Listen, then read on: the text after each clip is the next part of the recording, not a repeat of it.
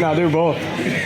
The last video was really good. Okay, so usually when you watch jiu-jitsu competitions and people have to do takedowns, you'll see people sort of standing around like this and fighting from here. So they're both upright, okay? And there's a big problem with that in that it's really hard to get an attack going, especially if we're both up from here. Because if I want to get at Jeremy's legs, it takes a long time. I have to drop down, load up my legs, and then attack, and he's already going to be there ready to. So when I drop to do that, he's going to be blocking and pushing. Or if Jeremy goes to attack me, here, I'm ready. And it's very hard. So you see guys basically run around the mat for 10 minutes and nothing actually happens often in jiu-jitsu comps. So what I want to encourage is, if you do want to go for the takedown, get lower. Okay, you want to be here. I'm ready now to attack. So if Jeremy stays tall and I am low like this, very easy for me to close the gap and attack the takedown. Okay, and what's going to happen from that strategy? When I get low, Jeremy either stays tall, easy to get at his legs, or he's going to lower his base. Okay, if he lowers, then we've got some other options. Okay, so we'll first assume that Jeremy's going to stay reasonably tall. I'm going to lower my level like this, so I'm going to be low.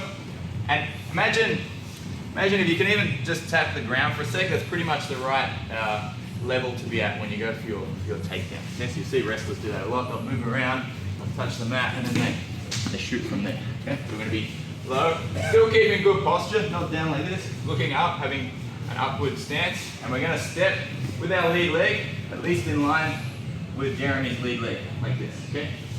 That same leg's going to go all the way to the mat, and we're going to step up with our trail leg. Okay?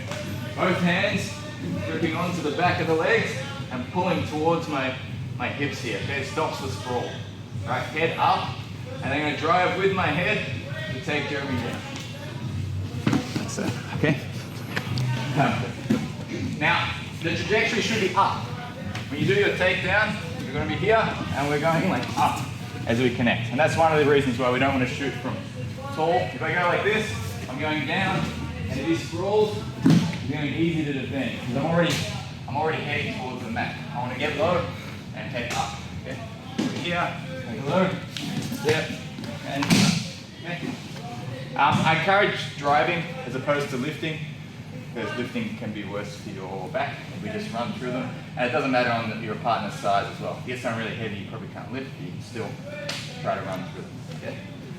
Once more, we're here, get low, just tap the ground a second, make sure you're the right level. Your lead leg is going to step at least in line with their lead leg. Knee's going to go to the mat, connect with your shoulder first. Other leg comes up, we're looking up, grabbing the leg, and I'm driving a little bit to the right. So use your head to help with the drive. Okay? So you should connect with your shoulder before your knee hits the mat, which is here. Connected with my shoulder, knee still going to the mat. And we get out. Okay. Now, there's a lot of people here tonight, so we're actually going to work in groups of 3. Now, get a group of 3. You do 2, someone else does 2, and the other person does 2. The person who's not part of the group, make sure they don't bump into anyone. All right, 3, 2, 1. All right, so there's a reason why it's a better or faster shot from when you're down here, because imagine like sprinters taking off from the starting blocks. I've already loaded my legs up, so immediately I can drive, whereas if I'm standing, I have to drop and then drive. It takes longer, more time for them to react. So obviously when I'm here and I'm ready to shoot on Jeremy, he might drop to the same level. Okay. So now Jeremy's forward and I'm forward like this. Much harder to get at his legs when that's the case. Okay. But now we can start to try to snap down and get a chin strap. Okay. Front headlock. So I'm here like this, and what I'm going to do, my hand's going to come up, and I'm going to reach to the back of Jeremy's head, and I'm going to pull his head down like this and grab the chin. Okay. And at the same time, I want to ideally.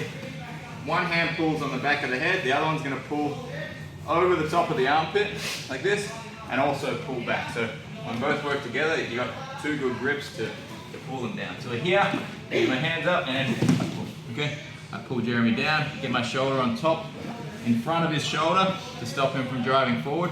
Try and run away, Jeremy. My chin strap, holding his chin like this, underneath his chin, stops him running away.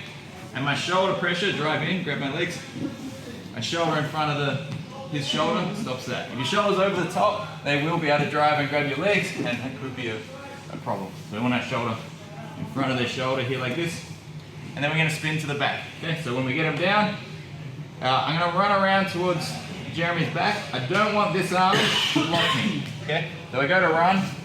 I can't have that arm grabbing me like that. So I have to block that arm. I'll turn so most people can see. I'm going to block that arm, bring my leg past the arm. Okay, now I can't bring the arm around. Block, and then spin around. Now we've got the back. It'll be here or the harness. Either one's fine. Okay, go like this. Let me spin to the back. Again. Here, Jeremy's dropped his level 2, so I'm going to go to the back of the head and the shoulder. Back of the shoulder. You don't like hold these grips. You go like quick. So if I go like this, he knows I'm going to try and pull him down and he's going to be ready to resist. Okay, so I actually just want to be like gliding and, okay, pull him down. From here, we're going to block the arm, bring our leg past, and spin to the back. Alright, there's another, again, if you've got someone who's standing upright, the snap down doesn't work very well.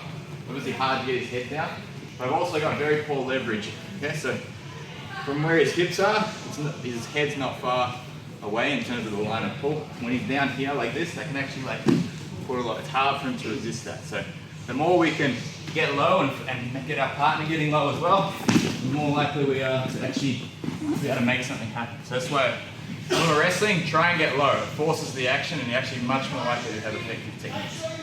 Alright, let's have a go.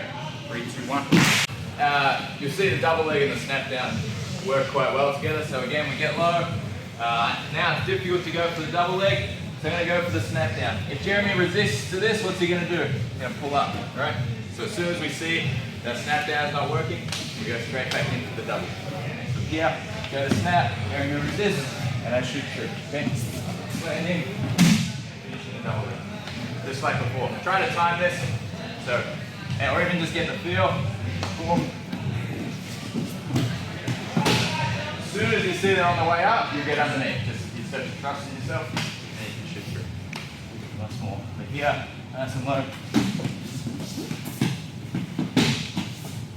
Alright, with your partner, let's have a go. 3, 2, 1.